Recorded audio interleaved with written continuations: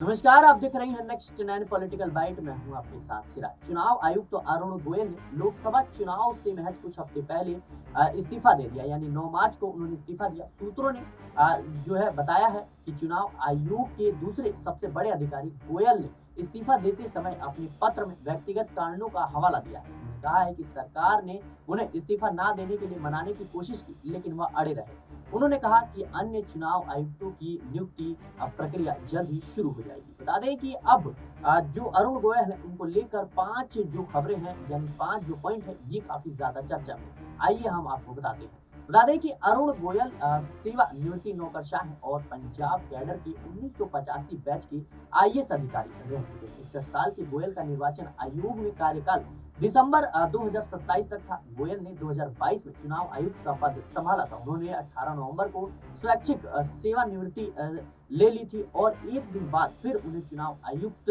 नियुक्त किया गया था। उन्होंने 21 नवंबर को कार्यभार संभाला था।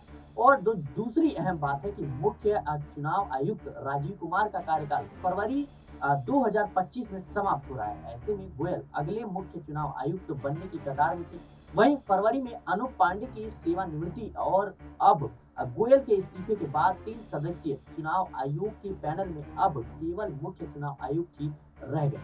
अरुण गोयल की निर्वाचन आयोग में नियुक्ति को सुप्रीम कोर्ट में चुनौती दी गई थी। और तीसरी जो अहम बात है, एसोसिएशन फॉर डेमोक्रेटिक रिफॉर्म यानी एडीआर की ओर से दाखिल जनहित याचिका में कहा गया था कि अरुण गोयल की नियुक्ति कानून के मुताबिक सही नहीं है। जनहित याचिका से पहले एडीआर ने निर्वाचन आयुक्तों की मौजूदा नियुक्ति प्रक्रिया की संवैधानिक वैधता को भी सुप्रीम कोर्ट में चुनौती दी थी। और चौथी बात यह है कि याचिका के अनुसार भारत सरकार ने गोयल की नियुक्ति की पुष्टि करते हुए कहा था कि चूंकि वह तैयार किए गए पैनल में 4 व्यक्तियों में सबसे कम उम्र के थे, इसलिए चुनाव आयोग में उनका कार्यकाल सबसे लंबा होगा।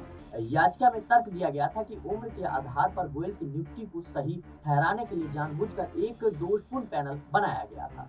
पांचवें अहम बात जो है, हालांकि साफ तौर पर याचिका को पिछले साल 2 न्यायाधीशों की पीठ ने खारिज कर दिया था।